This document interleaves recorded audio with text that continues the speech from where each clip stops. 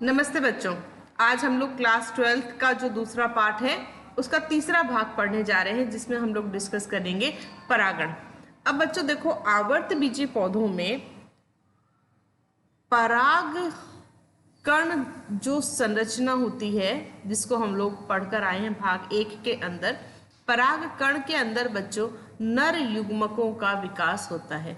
ठीक है, और इसी तरह से बच्चों भ्रूण कोश जो संरचना थी, एम्ब्रियो सैक, उसके अंदर हमने देखा था कि अंड कोशिका बनी थी। अंड कोशिका यानी कि मादा युग्मक। अब जो नर युग्मक हैं और ये जो मादा युग्मक हैं, ये दोनों ही बच्चों अचल हैं, ये चल नहीं सकते, मोटाइल नहीं है। तो किसी ना किसी माध्यम से नर युग्मकों को मादा युग्मकों तक पहुंचाना पड़ेगा। ठीक है, तो नर युग्मकों का मादा युग्मक तक पहुंचना, ये जो प्रक्रिया होती है, इस प्रक्रिया को हम कहते हैं परागण।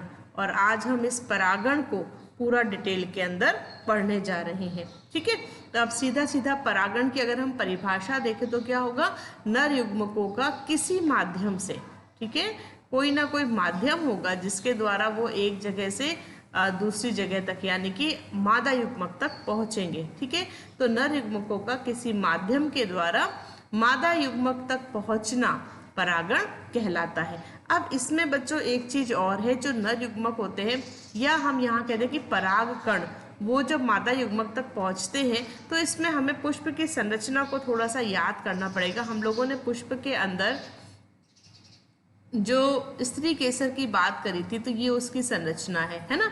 ये है हमारी वर्तिकाग्र, वर्तिकाग्र है ना, और यहाँ है हमारा अंडाशय, जिसके अंदर अंड कोशिका उपस्थित है भ्रूण कोश के अंदर। ठीक है, अब देखो, परागण को हम इस चित्र के माध्यम से भी परिभाषित करते हैं, और परिभाषा को याद करते चलना। यहाँ से हमें पता है कि पराग कण यहाँ पर पहुँचते हैं, वर्तिकाग्र पर पहुँचते हैं। ठीक है, और यहाँ आने के बाद ही पराग कणों का अंकुरण होता है, इनसे पराग नली विकसित होती है और निषेचन की क्रिया संपन्न होती है। तो परागण क्या है? परागण है पराग कणों का वर्तिकाग्र तक पहुँचना। ठीक है, तो परिभाषा का याद करोगे, पराग कणों का पुष्प की वर्तिकाग्र तक पहुँचना परागण कहलाता है। ओके, अब परागण के लिए यहाँ मैंने आपको बताया था हमें किसी न किसी माध्यम की आवश्यकता पड़ती है। ठीक है, तो ये माध्यम कुछ भी हो सकता है, जैसे अजैव माध्यम या जैव माध्यम। इस तो माध्यम के विषय में हम थोड़ी सी चर्चा आगे वाले थोड़ी आगे चलने के पे करेंगे। अभी हम लोग यहाँ पर ये पढ़ेंगे कि परागण के प्रकार कितने होते हैं। तो पहला पॉइंट आपको यहाँ समझ में आ गया होगा, जहाँ पर हमने परागण की परिभाषा को समझा। अब हम समझते हैं परागण के प्रकार कितनी तरह के होते हैं, परागण कितनी तरह से होता है। तो देखो, इसको समझाने के लिए मैं बच्चों यहाँ पर एक चित्र बना रही हूँ। ये मैंने एक शाखा बनाई है, और ये मैं इस शाखा के ऊपर कुछ फूल बना रही हूँ।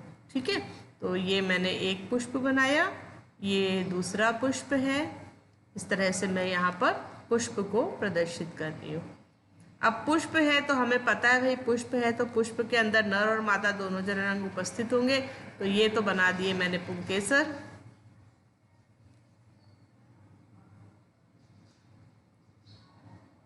और यहाँ पर मैं ये बना रही हूँ स्त्री केसर। ठीक है, तो इसके माध्यम से, इस चित्र के माध्यम से, आप भी साथ साथ में चित्र बना सकते हैं नोट्स के अंदर अपने। इस चित्र के माध्यम से हम लोग परागण के प्रकारों को पढ़ेंगे। ठीक है, अब चलो परागण के प्रकारों को हम यहाँ पर समझना शुरू करते हैं। परागण के बच्चों 3 प्रकार है। परागण के प्रकार, परागण बच्चों 3 प्रकार से होता है। पहला जो प्रकार है उसका नाम होता है स्वयुग्मन।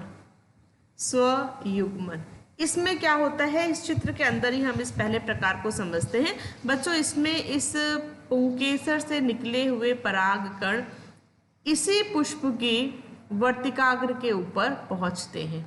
ठीक है, ये है मेरा पहला प्रकार परागण का स्वपरागण। तो यहाँ पर क्या चीज सेम है, यहाँ पर पुष्प जो है वो समान है।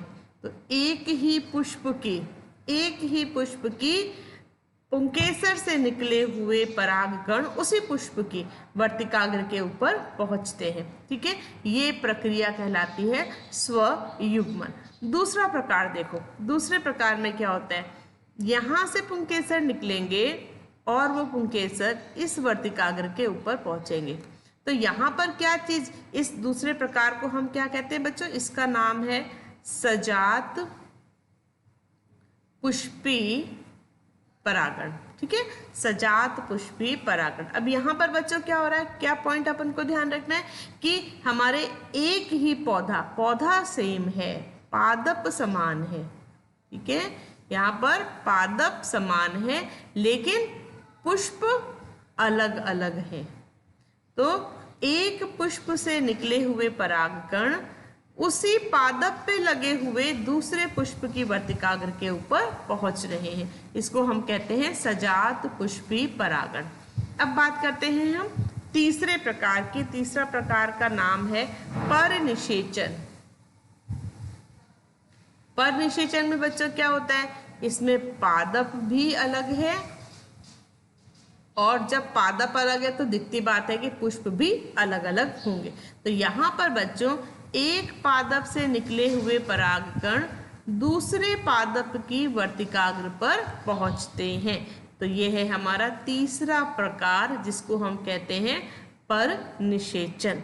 ओके, एक पादप से निकले हुए परागकण दूसरे पादप की वर्तिकाग्र के ऊपर पहुंचते हैं, ये कहलाता है परनिषेचन। तो इस तरह से परागण हमारा बच्चों 3 प्रकार का होता है। अब यहाँ पर एक प्रश्न बनता है, उस प्रश्न के ऊपर जरा आप ध्यान दीजिएगा। क्या प्रश्न बनता है, उसके लिए हमें क्या पॉइंट याद रखने हैं। हमें इन तीनों प्रकार के परागण में अंतर भी पता होना चाहिए। तो पहला अंतर तो आप इसकी परिभाषा से निकाल सकते हो। ठीक है, दूसरा अंतर देखो यहाँ पर क्या है, यहाँ पर हम बात करेंगे आनुवंशिक विभिन्नताओं की, कि आनुवंशिक विभिन्नता किस प्रकार में आती है और किस प्रकार में नहीं आती। तो अब देखो, जो हमारा पहला प्रकार है स्वयुग्मन, तो उसमें आनुवंशिक विभिन्नता आने का कोई चांस नहीं है। आनुवंशिक विभिन्नता आने का कोई चांस नहीं है। क्यों? क्योंकि पुष्प समान है, तो जीन तो सारे एक जैसे हैं, इसलिए यहाँ किसी तरह का कोई आनुवंशिक विभिन्नता नहीं आती। दूसरा देखो सजात पुष्पी, तो इसमें भी बच्चों आनुवंशिक विभिन्नता आने का कोई चांस नहीं है। क्यों? क्योंकि पादप एक है और एक पादप के अंदर सारे जीन जो हैं वो एक जैसे हैं। लेकिन जो परनिषेचन है उसमें आनुवंशिक विभिन्नता आती है। क्यों आती है? क्योंकि एक पौधे के जीन दूसरे पौधे के जीन से कुछ भिन्न होंगे। ठीक है, तो आनुवंशिक विभिन्नता तीनों प्रकारों में से किसमें पहुंचेगी? केवल परनिषेचन में पहुंचेगी।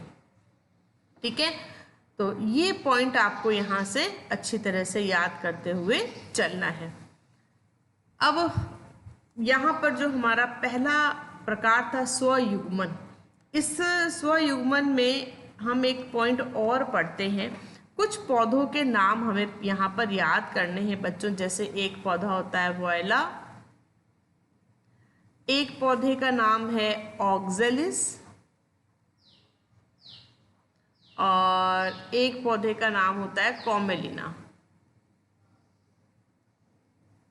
ये जो बच्चों मैंने 3 पौधे के नाम लिए, ये कुछ उदाहरण हैं ऐसे पौधों के जिनके अंदर 2 तरह के पुष्प उपस्थित होते हैं।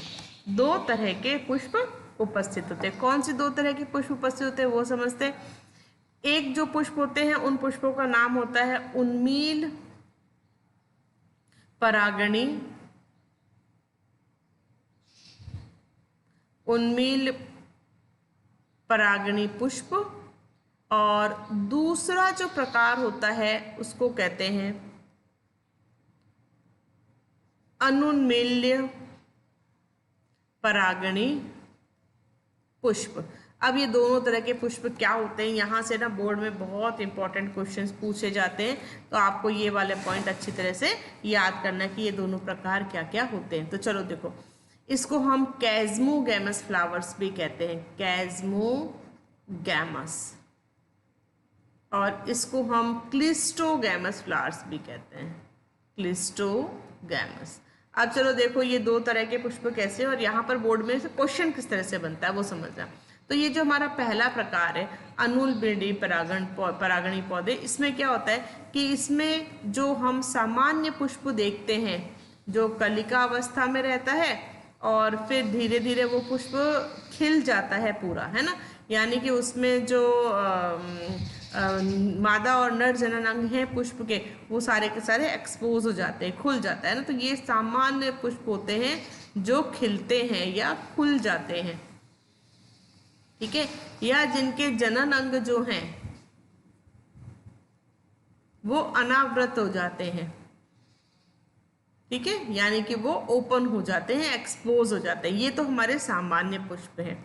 दूसरा जो हमारा प्रकार है जो क्लिस्टोगैमस या अनूलबिंदी परागणी पुष्प कहते हैं, ये पुष्प ऐसे होते हैं ये हमेशा कलिका अवस्था में ही रहते हैं, ये पुष्प कभी नहीं खिलते, कलिका अवस्था में ही रहते हैं, ये कभी नहीं खिलते, ठीक है, यानी कि इन फूलों के जो जनन अंग हैं वो अनावृत नहीं होते, वो हमेशा बंद ही रहते हैं। दूसरा पॉइंट अपन देखो यहाँ दे, जब ये पुष्प खिल गए हैं, इनके जनन अंग अनावृत हो चुके हैं, ओपन हो चुके हैं, तो यहाँ पर बच्चों क्रॉस पॉलिनेशन, जिसको हम कहते हैं पर परागण, क्रॉस पॉलिनेशन यहाँ पर संभव हो जाएगा, ठीक है। लेकिन यहाँ पर क्योंकि फूल तो कभी खिला ही नहीं है, वो हमेशा कलिका अवस्था में ही उपस्थित है, तो यहाँ पर कभी भी क्रॉस पॉलिनेशन नहीं होता, हमेशा यहाँ पर स्वपरागण ही होता है। अब जब यहाँ पर बच्चों पहली पॉइंट पे जब यहाँ पर परागण हो रहा है, तो पर परागण हो रहा है तो यहाँ पर जीन विभिन्नताएं भी आएंगी, जीन विभिन्नताएं आती हैं, लेकिन यहाँ पर जीन विभिन्नताएं नहीं आती। क्यों नहीं आती? क्योंकि स्वपरागण हो रहा है, कोई दूसरा जीन तो यहाँ मिक्स हो ही नहीं रहा है, ठीक है। चौथा पॉइंट जो हमें यहाँ याद करना है वो है बीज बनने पे। तो यहाँ पर बच्चों परागण हो या नहीं हो कोई बहुत श्योर नहीं होता, क्योंकि पर परागण है ना, तो यहाँ पर बीज का जो निर्माण है वो हो भी सकता है और नहीं भी हो सकता है। तो बीज का निर्माण होना या नहीं होना, दोनों कंडीशंस यहाँ पर लागू हो जाती हैं। लेकिन यहाँ पर जो बीज का निर्माण है वो 100% होता ही होता है। क्यों? क्योंकि स्वपरागण है, तो ऐसा हो ही नहीं सकता कि निषेचन की क्रिया संपन्न नहीं हो। तो यहाँ पर 100% बीज का निर्माण होता ही है। तो बच्चों बोर्ड एग्जाम में हमारे कैज़्मोगैमस और क्लिस्टोगैमस फ्लावर के ऊपर कुछ प्रश्न पूछे जाते हैं, जिनके लिए अगर हम ये पॉइंट्स अपने दिमाग के अंदर रख लें तो हम हर तरह के क्वेश्चंस को आराम से सॉल्व कर पाएंगे। ओके, तो ये था टॉपिक बच्चों अपना परागण और परागण के प्रकार। अब अपन आगे चलते हैं। अब हमने कहा कि भाई परागण हो रहा है, यानी कि जो है पराग कण है वो एक पुष्प से निकलकर दूसरे पुष्प की वर्तिकाग्र तक पहुंच रहे हैं। लेकिन अब इस पहुंचने के लिए मैंने ये भी कहा था कि हमें कोई ना कोई माध्यम की आवश्यकता पड़ती है। तो यहाँ पर हम परागण के जो कारक होते हैं उसकी बात करते हैं। तो परागण के बच्चों कारक मैंने पीछे आपको बताया था कि हम इनको अजैव और जैव दो भागों में विभक्त कर सकते हैं। तो यहाँ पर मैं आपको परागण के कारकों के बारे में बताने जा रही हूँ। तो सबसे पहली बात यहाँ पर जो पॉइंट जो कारक हम यहाँ पढ़ने जा रहे हैं वो है वायु, ठीक है, हवा के माध्यम से। तो बच्चों वायु के माध्यम से जब पराग कण एक पुष्प से निकलकर दूसरे पुष्प की वर्तिकाग्र तक पहुँचते हैं, माध्यम वायु होता है, तो वो वायु परागण कहलाता है। वायु परागण के लिए बच्चों हमारे जो पराग कण होते हैं उसमें कुछ विशेषताएं होती हैं, ये बहुत इंपॉर्टेंट है, इस पे प्रश्न बनते हैं। अब देखो, जब किसी चीज को हवा में उड़ना है तो उसका भार कम होना चाहिए, तो ऐसे परागकण हमेशा हल्के होते हैं और उनके ऊपर बिल्कुल भी चिपचिपाहट नहीं होती, तो वो चिपचिपाहट रहित परागकण होते हैं। ठीक है, क्योंकि अगर सोचो हवा में उड़ रहे हैं और वो चिपचिपे हैं तो उसके ऊपर कोई भी डस्ट पार्टिकल वगैरह आके चिपक जाएगा, वो भारी हो जाएगा, भारी होकर वो मिट्टी में गिर जाएगा। इसलिए वायु के द्वारा अगर परागण हो रहा है तो पराग के जो कण हैं वो हमेशा चिपचिपाहट रहित होते हैं। ठीक है, हवा के अंदर क्योंकि इन पराग कणों को बिखरना है तो इनके जो पुंकेसर होते हैं वो ऐसे ढके हुए या छुपे हुए नहीं होते। तो पुंकेसर बिल्कुल अनावर्त होते हैं, अनावर्त होते हैं ना। अनावर्त का मतलब पूरे के पूरे एक्सपोज होते हैं, खुले हुए होते हैं कि आसानी से हवा का झोंका आएगा, पुंकेसर के अंदर से पराग कणों को लेकर चला जाएगा। ठीक है, ये पॉइंट हमें याद रखना है। अब देखो अगली बात ऐसे पुष्पों की जो वर्तिका होती है और जो वर्तिकाग्र होती है, इसकी भी एक विशेषता हमें याद रखनी है। वो क्या विशेषता है कि वर्तिका और वर्तिकाग्र जो हैं ये अच्छे खासे लंबे होते हैं और फैदरी होते हैं। फैदरी को हम हिंदी में कहते हैं पिच, है ना, मतलब ऐसे पंखों के समान संरचना वाले हमें दिखाई देते हैं। इसका सबसे अच्छा उदाहरण हमारा ना मक्का है। हम लोग मक्का का जब वो भुट्टा खाते हैं तो उसके अंदर हमें बिल्कुल सुनहरे रंग के ऐसे बालों के समान संरचनाएं दिखाई देती है। पूरे मक्के के ऊपर सुनहरे रंग के खूब सारे बाल हमें दिखाई देते हैं। वास्तव में बच्चा ये जो एकदम सॉफ्ट हेयर लाइक स्ट्रक्चर सुनहरे रंग के हमें दिख रहे हैं, ये क्या है? ये है वर्तिका और वर्तिकाग्र। इसको बच्चों टैसल भी कहते हैं, टैसल भी कहते हैं।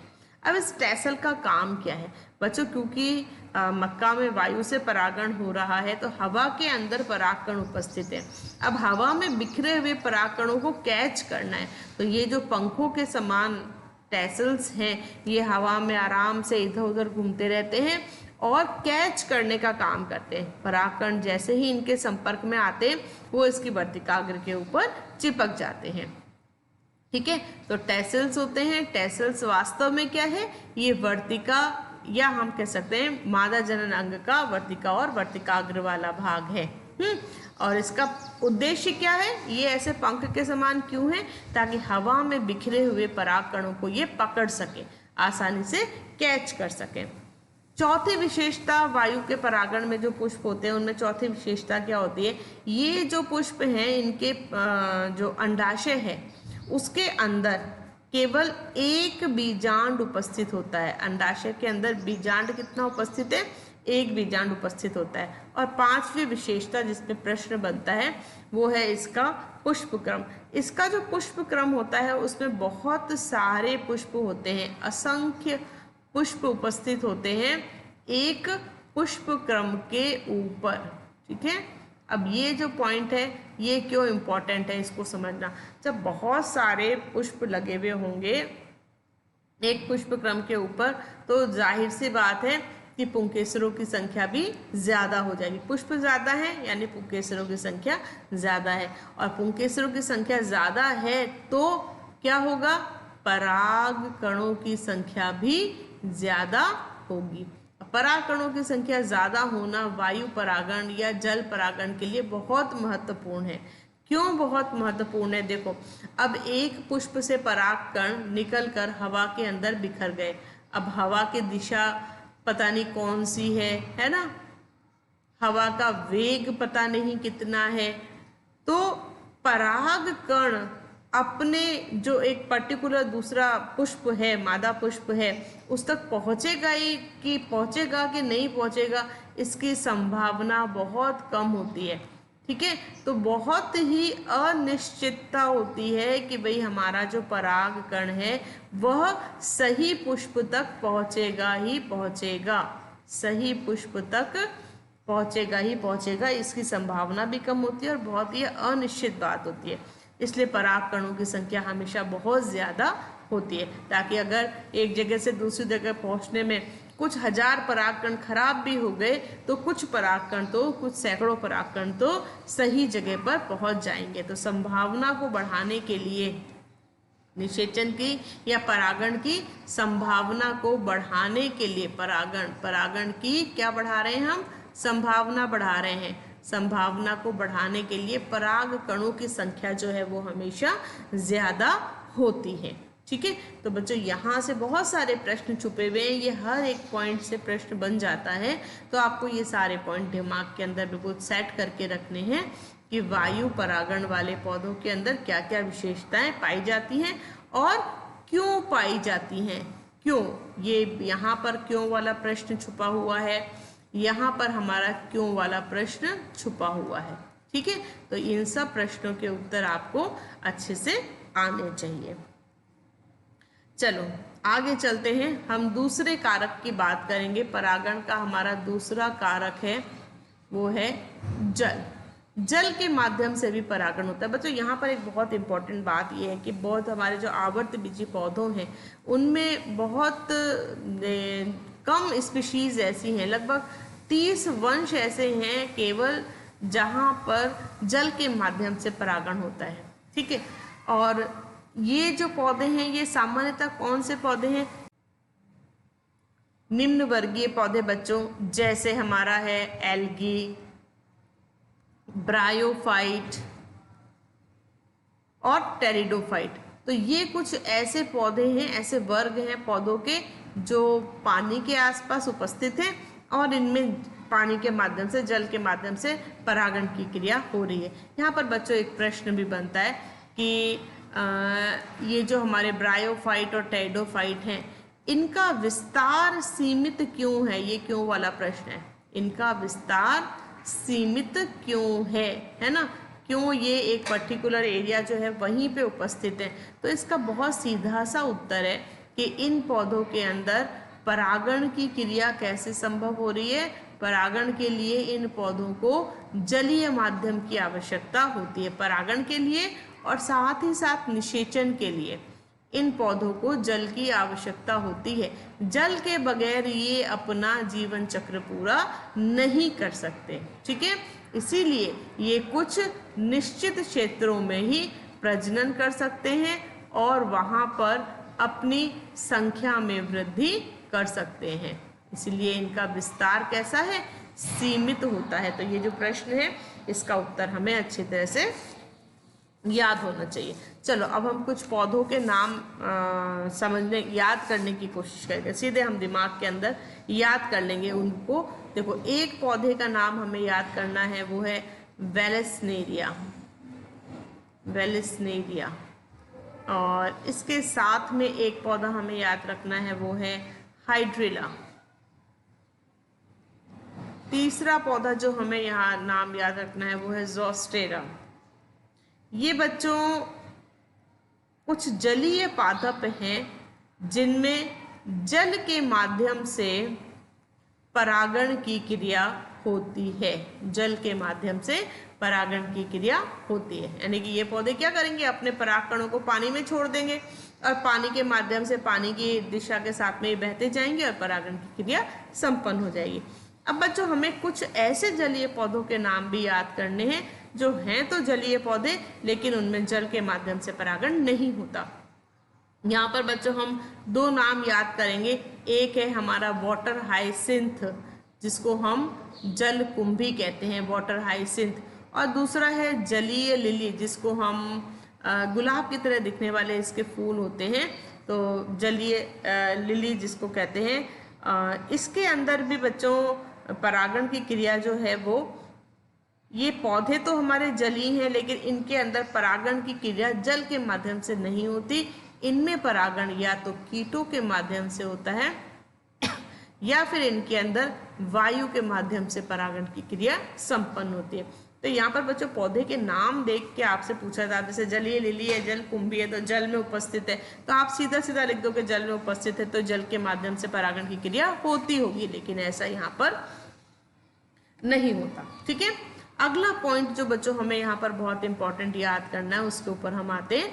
देखो अगला पॉइंट, हमें पराग कणों की विशेषता याद करनी है। तो बच्चों यहाँ पर जो जलीय पौधे होते हैं उनके परागकण लंबे होते हैं, रिबन के जैसे होते हैं, फीते के जैसे। जैसे शाटन का रिबन नहीं होता, उसको अपन ऐसे लहराएंगे तो वो एकदम यूं स्विंग करता है ना, तो वैसे ही इनके जो परागकण होते हैं वो लंबे फीते के समान दिखाई देने वाले होते हैं, रिबन के समान।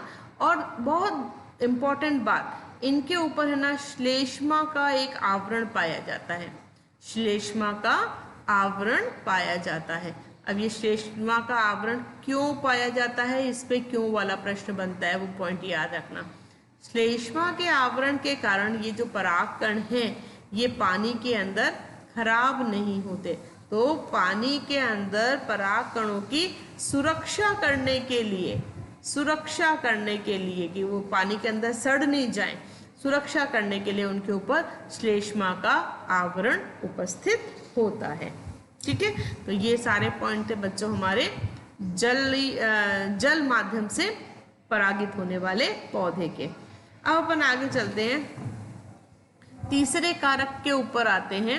हमारा तीसरा कारक है जैव कारक, यानी कि कीटों के माध्यम से। मैं यहाँ पर कीट इसलिए लिख रही हूँ क्योंकि कीट जो है ये सबसे ज़्यादा परागकण में भूमिका निभाते हैं। कीटों के अलावा बाकी बहुत सारे दूसरे जीव भी होते हैं, यहाँ तक कि उसमें हम मानव भी शामिल होते हैं। हम भी अगर किसी खेत में चलते हुए जा रहे हैं तो बहुत संभावना होती है कि भाई हमारे जो है बॉडी के ऊपर बहुत सारे परागण चिपक जाएं और वो हम जब दूसरे पौधे की तरफ पहुँचे तो वो हमारी बॉडी से निकलकर दूसरे पौधे के ऊपर गिर जाएं। तो बहुत सारे जो जीव जंतु हैं वो परागण में भूमिका निभाते हैं, लेकिन उन सब में से सबसे ज़्यादा कीट। और यहाँ पर एक प्रश्न बनता है, कीटों में भी हमें नाम याद रखना है मधुमक्खी का। मधुमक्खी सबसे ज़्यादा जो है वो परागण में महत्वपूर्ण भूमिका निभाती है। अब जो कीटों से जिन पौधों में परागण होता है उन पौधों की क्या विशेषता होती है, तो देखो बच्चों, उनके जो पुष्प हैं वो हमेशा आकार में बड़े होते हैं। अगर वो पुष्प छोटे हैं तो वो पुष्प हमेशा गुच्छे के रूप में उपस्थित होंगे ताकि वो आसानी से कीटों को दिखाई दे और कीट उनकी ओर आकर्षित हो सके। दूसरी बहुत महत्वपूर्ण बात, ये पुष्प जो हैं ये बहुत ही रंगीन होते हैं और बहुत ही आकर्षक होते हैं ताकि वो आसानी से कीटों को या दूसरे जीवों को अपनी ओर आकर्षित कर सकते। इनसे बहुत अच्छी सुगंध आती है, ये भी आकर्षण का काम करती है। साथ ही साथ इनके पास सुगंधित मकरंद उपस्थित होता है जिसको नेक्टर कहते हैं। तो पौधे नेक्टर खाने के लिए, पौधों के पास कीट नेक्टर खाने के लिए पहुंच रहा है। तो ये कुछ विशेषताएं हैं जो एक पौधे के अंदर, पुष्प के अंदर होनी चाहिए जो कीट के द्वारा परागित होता है। अब देखो, जब कोई कीट किसी पौधे के पास परागण के लिए पहुंच रहा है, कीट कहाँ पहुंचा, किसी पुष्प के पास पहुंचा, तो कीट पुष्प के पास परागण करने के लिए नहीं आ रहा, वो तो अपने लालच से आ रहा है। तो कीट का क्या स्वार्थ है, उसको पुष्प से क्या क्या इनाम मिलने वाला है, उसको पुष्प से इनाम के रूप में मकरंद मिलने वाला है, और मकरंद एक मीठा रस होता है, ठीक है, और उसको पराग कण मिलने वाले हैं, ठीक है।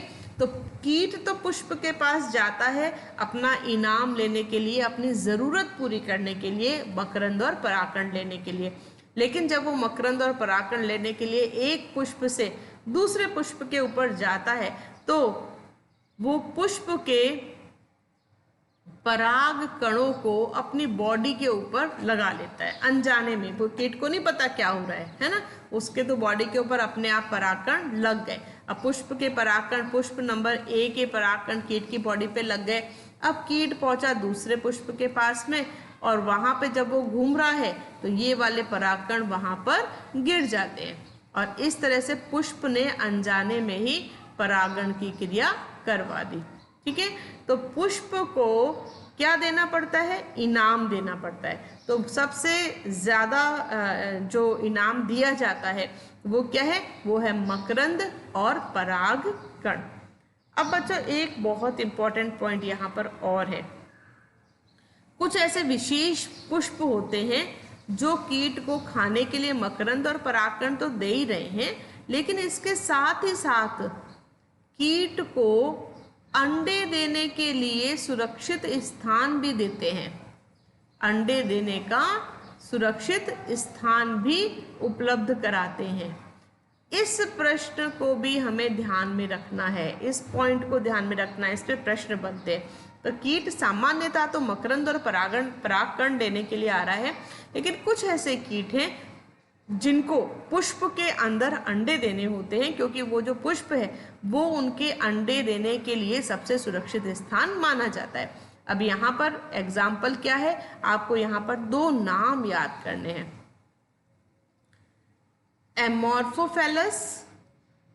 एमॉर्फोफेलस ये बहुत बड़ा पुष्प होता है, और जब ये खिलता है करीब 3 से 4 साल में एक बार ये पुष्प खिलता है, वरना हमें ये भी दिखाई नहीं देता कि यहाँ कोई पौधा भी पड़ा है। इसका एक जैसे जमीकंद होता है ना, वैसा इसका एक कॉर्न होता है जो मिट्टी के अंदर पड़ा रहता है, और जब इसका सीजन आता है तो वहीं से एक बड़ा सा फूल निकलता है, लगभग 6 से 8 फीट लंबा, बहुत बड़ा पुष्प होता है, और उसमें से बहुत गंदी स्मेल आती है, जैसे कोई मांस सड़ रहा हो, कोई चूहा मर गया हो, ऐसी स्मेल आती है।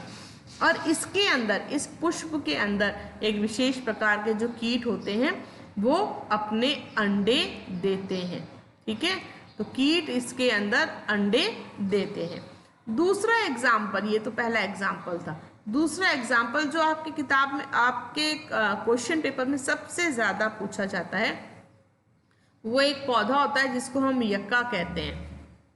यक्का पादप, आपकी किताब में युक्का पादप लिखा हुआ है ना, यक्का पादप। और इसके साथ में कीट कौन सा है, मॉथ, जिसको शलभ भी कहा जाता है। तो शलभ जो है वो अपने अंडे इस पादप के अंडाशय के अंदर देता है, ओवरी के अंदर, अंडाशय के अंदर अपने अंडे दे दिए। अब जब इस अंडाशय से धीरे धीरे बीज का निर्माण होना शुरू होता है, तो ये जो शलभ के अंडे पड़े हैं, उन अंडों से भी लार्वा बनने शुरू हो जाते हैं, और लार्वा से वापस जब शलभ बन जाता है तो वो शलभ यक्का पादप से निकलकर, यक्का पादप के फल से निकलकर, बीज है ना, यहाँ फल बनेगा, तो ये शलभ जो पूरा बन गया, पूरा विकसित हो गया, तो इस फल में से निकलकर बाहर हवा में उड़ जाता है। ठीक है, तो ये इस तरह का रिलेशनशिप उपस्थित होता है पौधों और कीटों के अंदर। अब इस रिलेशनशिप में फायदा क्या है, देखो यहाँ पर फायदा क्या है कि ये जो हमारा यक्का पादप है, इसका परागण हो गया, और शलभ का क्या फायदा है, इसको सुरक्षित अंडे देने की जगह मिल गई। तो कीटों से पौधों को भी फायदा है, और पौधों से कीटों को भी फायदा होता है। तो ये था बच्चों अपना पूरा टॉपिक, जहाँ पर हमने परागण की प्रक्रिया, उसके कारक और उसके प्रकार, ये 3 टॉपिक डिस्कस किए। आशा करती हूँ आपको अच्छे से समझ में आया होगा। अगर समझ में आया हो तो अपने दोस्तों के साथ में शेयर करना मत भूलना, और फिर नए टॉपिक के साथ में हम अगले वीडियो में फिर मिलेंगे। बाय।